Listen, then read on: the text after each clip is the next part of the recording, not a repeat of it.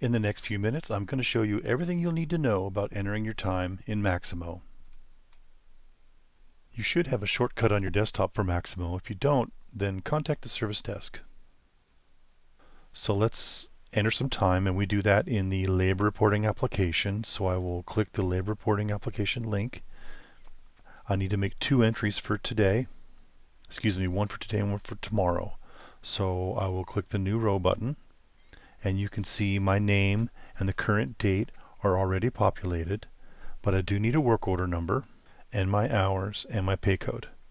So I know my work order number, so I'll just enter it here.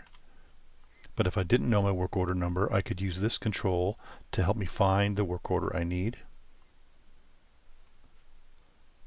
I need 6 hours on this one today, and I will enter my pay code.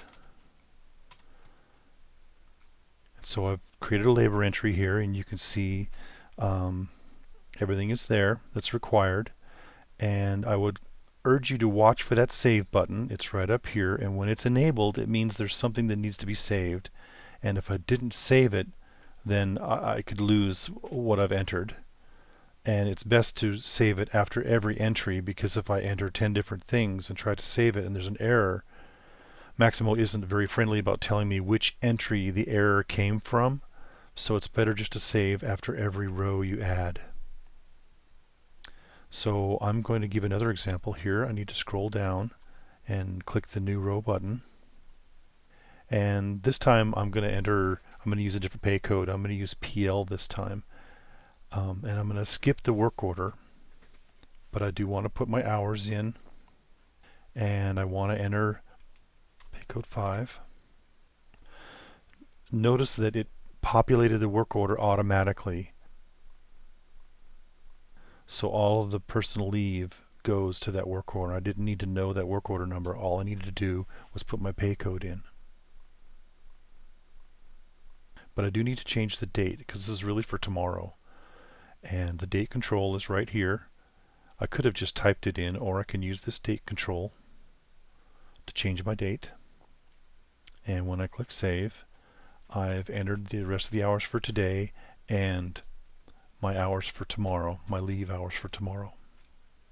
There are pay codes for overtime, and if I had selected one of those pay codes, then the overtime type field would have become required, and I would need to enter something there. There is an asbestos checkbox, so if this entry was related to asbestos work, I would check that.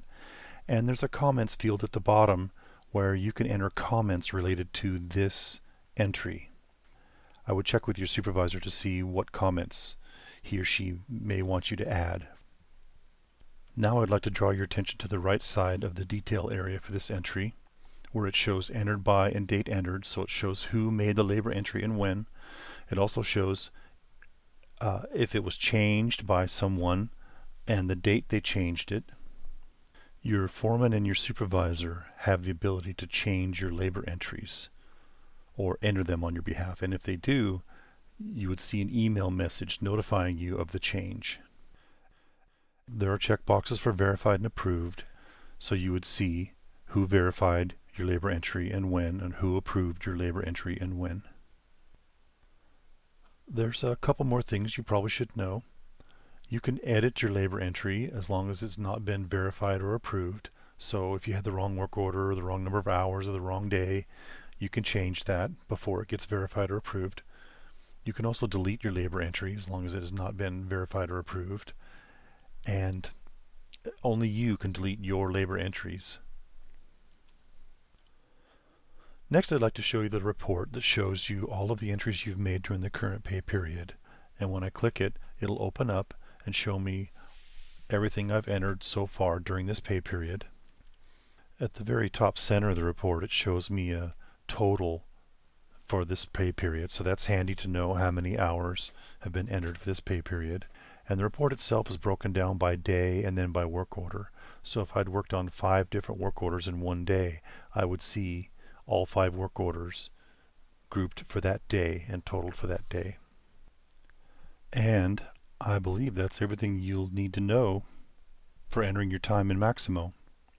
I'll just close this browser tab that opened when I did the report and go back to the Start Center. and log off.